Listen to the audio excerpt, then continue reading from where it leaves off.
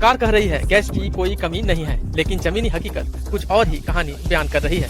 सुबह 5 बजे से लाइन, घंटों इंतजार, महिलाओं को हो रही परेशानी। क्या औरंगाबाद में प्रशासन के आदेश सिर्फ कागजों तक सीमित रह गए हैं? नमस्कार, आप देख रहे हैं भारत टीवी न्यूज और पत्रकार.in। मैं हूं इस वक्त आपके साथ ओम शर्मा। आज हम बात कर रहे हैं औरंगाबाद की उस सच्चाई की जो प्रशासन के दावों से बिल्कुल अलग नजर आ रही है। 30 मार्च को जिला प्रशासन की ओर से साफ निर्देश जारी किए गए थे कि एलपीजी गैस की आपूर्ति पूरी तरह पर्याप्त है और वितरण केवल होम डिलीवरी के माध्यम से किया जाएगा। जमाखोरी और कालाबाजारी रोकने के लिए दंडाधिकारी और पुलिस बल की तैनाती भी की गई। तो यहाँ तक कि कई गैस एजेंसियों और उनके वितरण वाहनों के साथ पुलिस बल लगाकर निगरानी सुनिश्चित करने की बात कही गई। लेकिन आज 31 मार्च की सुबह जब जमीनी हकीकत जानने की कोशिश की गई तो तस्वीर बिल्कुल उलट दिखी। गैस एजेंसियों और गोदामों के बाहर सुबह से ही लंबी लंबी कतारें थी।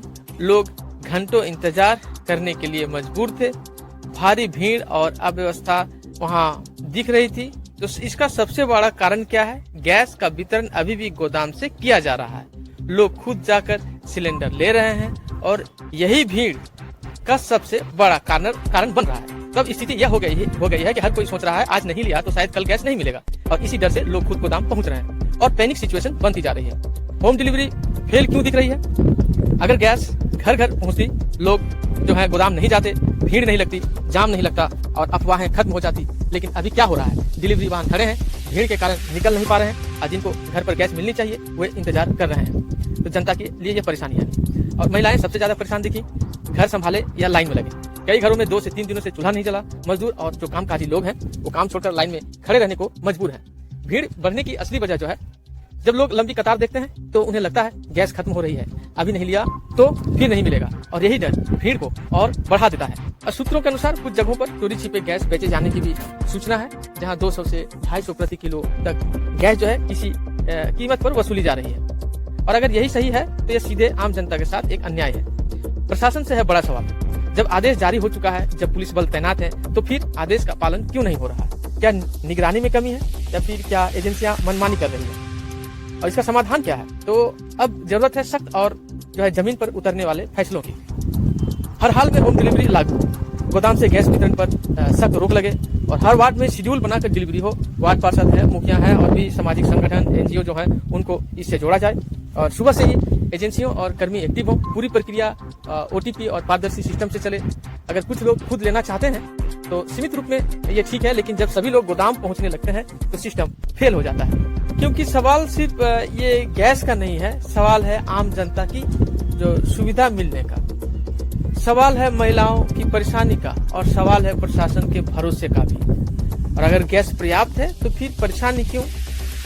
इजराइल, ईरान और अमेरिका के बीच बढ़ता तनाव, दुनिया में युद्ध जैसे हालात और इसका असर अब हमारे घरों तक पहुंच रहा है।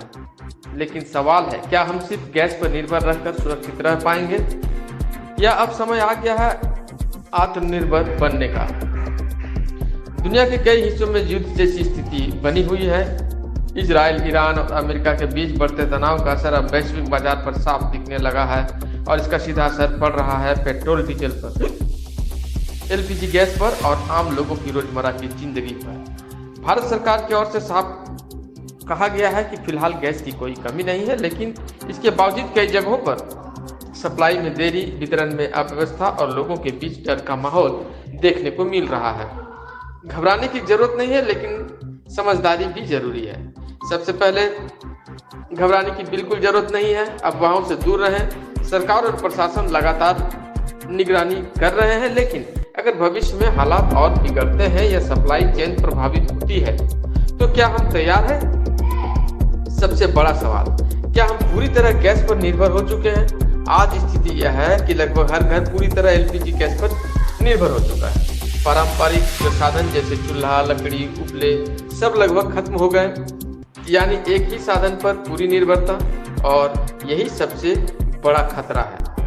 आत्मनिर्भरता का संदेश है, हमें अब धीरे धीरे अपने पुराने और वैकल्पिक साधनों को अपनाना होगा। गांव में गोबर गैस प्लांट को बढ़ावा दें, पशुपालन को प्रोत्साहित करें और लकड़ी और जलावन का जो सीमित भंडारण रखें। ज़्यादा से ज़्यादा पेड़ लगाएं। याद रखिए, एक समय था जब बिना गैस के भी हर घर में खाना बनता था, तब भी लोग आत्मनिर्भर थे और आज भी वही रास्ता हमें सुरक्षा दे सकता है। इसलिए भविष्य की तैयारी करें, घर में थोड़ा बहुत वैकल्पिक ईंधन जरूर रखें, गांव स्तर पर सामूहिक गोबर गैस प्लांट लगाएं, शहरों में भी छोटे विकल्पों पर विचार करें, क्योंकि युद्ध कब बढ़ जाए या कोई नहीं जानता। इसलिए मानसिकता बदलने की जरूरत है। सबसे जरूरी है अपनी सोच बदलना। और गैस सुविधा है, लेकिन जरूरत से ज्यादा निर्भरता खतरा बन सकती है।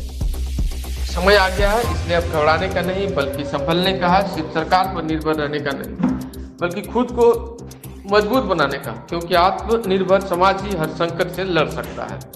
अगर आपको यह जानकारी जरूरी लगी हो तो वीडियो को लाइक कीजिएगा, ज़्यादा से ज़्यादा शेयर कीजिए और चैनल को सब्सक्राइब करना ना भूलें। और इस खबर को हर गांव हर शहर तक पहुंचाएं ताकि लोग जागरूक हो और समय रहते तैयारी कर सकें। फिलहाल के लिए बस इतना ही। हम फिर हाजिर होंगे एक नए और जरूरी अपडेट के साथ। तब तक के लिए देखते रहिए भारत टीवी न्यूज़। जय हिंद, जय भारत। यह जो दृश्य आप देख रहे हैं, लगभग आधे किलोमीटर तक ये लोग गैस के सिलेंडर रखकर अपने पारी का इंतजार कर रहे हैं। तो यह हमारे प्रतिनिधि, यह दृश्य अररिया जिले के पलासी प्रखंड का है, जहां से हमारे प्रतिनिधि दिवाकर चौधरी ने यह वीडियो हमें भेजा है ताकि हम इसका न्यूज बना सकें। देख सकते हैं वहां भी लंबी कतारें, और यहाँ तक कि रात में भी ये ताला मारकर गैस सिलेंडर ताला मारकर पहरा दे रहे हैं और अपनी सुबह की पारी का इंतजार कर रहे हैं कि गैस की गाड़ी आएगी और उन्हें गैस मिल सके। तो ये गैस की किल्लत वाली ये तस्वीर, हैरान कर देने वाली यह तस्वीर बिहार के अररिया जिले के पलासी प्रखंड का फिर बता दे रहे हैं। और बताया जा रहा है कि यहाँ फिलहाल जितने भी लोग लाइन लगे हुए हैं सभी को गैस अभी तक नहीं मिल रहा।